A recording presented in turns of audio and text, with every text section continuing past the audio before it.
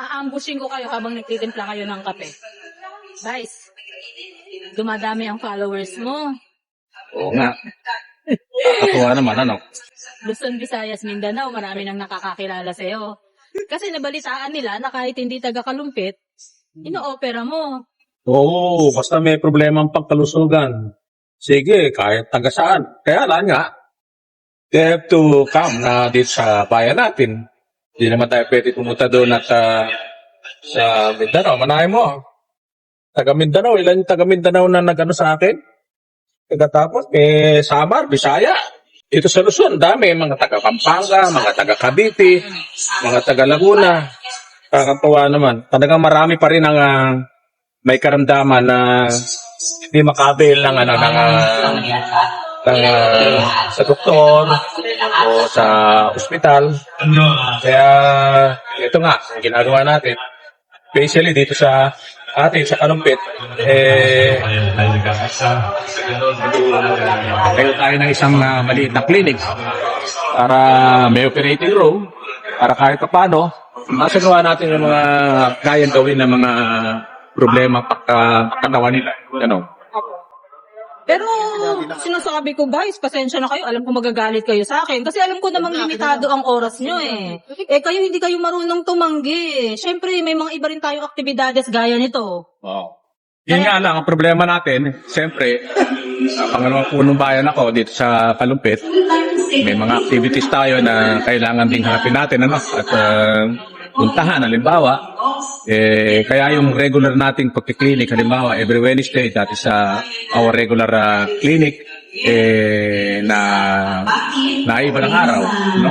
O napupustpone because of these activities sa ating pamahalang bayan. Pero basta may tiyempo tayo, tuloy-tuloy yan, gagawin natin. Hanggat kaya natin. Kasi kahit nung ako yung bagong doktor pa lamang, na-expose na ako sa ganyan. Nakita ko, especially nung kami nasa Bela, sa Cagayan, mga remote areas yung pinupuntahan namin. Minsan tumatawid kami ng ilog, akit kami ng bundok, opera kami doon. Opera kami. At masarap Sarap sa pakiramdam. Sarap sa pakiramdam. Kaya lang po, Vice, kasi kami ng mga staff nyo ang nagsasabi sa inyo na, Vice, saka na muna, tama na muna, pahinga muna tayo. Kasi alam namin kayo nga, hindi naman makatanggi. At ito ay sa tagal niyong naninilbihan sa bayan for 40 years. Ito kung minsan, Opo. siyempre, may edad na tayo. Kung minsan, napapagod din ako. Kaya lang, para pang hindi ko matiis, no? Kahit na medyo pagod na tayo, ginagawa ko pa rin.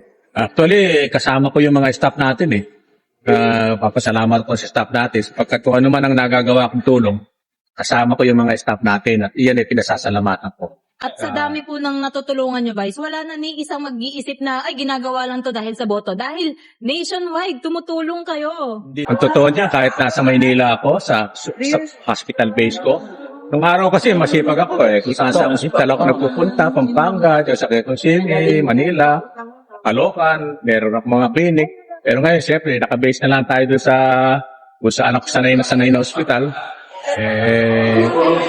Ganun din. At marami din lumalapit doon. Minsan, sabihin, medyo kulang po sa budget Sige. Ganun tayo. Hindi naman masyadong mga major operation. Pero meron akong mga pasyente na alam kong salat sa buhay, mahirap, dadalhin ko sa ospital, pasok ko sa operating room, walang pambayad, ako pa nagbabayad. Hindi talaga kayo yayaman yan. Oo nga. Kaya nga siguro ako hindi mayaman Pero maginawa naman ang buhay. Opo. Kahit na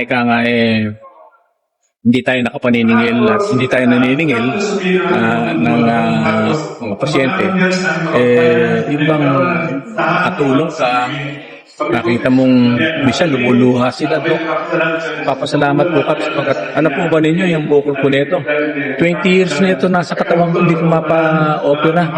Kasi sinisingil ako ng 30,000, kung minsan may 50,000. Talagang gagastos ka. Pinasok mo sa hospital yan. Lalo na kung ipapasok ka sa operating room, kahit minor yan, ano yan, gastos pa rin yan. Sa mga ultrasound pa lang po, gagastos na kayo eh. Di po ba? Eh kayo, pag nakita nyo ang bukol, alam nyo na kung kayo pwedeng tanggalin. Alam mo, at sigurado ako na yung bukol niya yung ganun. Hindi na ako nagpapa-ultrasound. Ewan ko. Baka hindi mag-agree sa akin yung aking mga ibang Pero 100% successful ang lahat ng ino-opera nyo. alam mo, pag ikaw ay nag-opera, you have to be a safe surgeon. No? Kung hindi ko naman kaya, hindi ko kakayahin. At kung talaga namang mahirap ang operasyon, kahit pagka sa hospital, ipapatulong din naman tayo. Last na, Doc. Nababasa niyo po ba yung mga comments sa inyo? Oo, ang dami. Nakakatuwa po, no? Talagang, isipin mo naman, ilang taon na akong ginagawa ko yan, pero ngayon lang, because of this social media, kaya maganda rin, kaya lang, medyo, baka maraming pumunta eh. Opo. Ang nakakatuwa. Opo. Maharap eh. Oo nga. Oo, sana nga, bigyan pa ako ng lakas. At kakayanin Malakas ko. kayo eh, nagbabasketball pa eh. Malakas. At lakas-lakas mag-basketball, nag-MVP pa. Mahilig tayo sa awa ng Diyos. Pipingpong tayo, table tennis. Pero guys, natuwa ako kasi natuntun kayo ng mga tao na hindi nyo akalaing natulungan nyo pala. Hindi nyo natatandaan na natulungan nyo sila, Kasi no? nag-comment sila.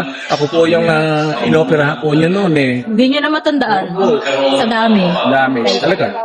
Opo. Sige po guys, magkape na kayo at yung kape nyo lalamig na. Salamat po.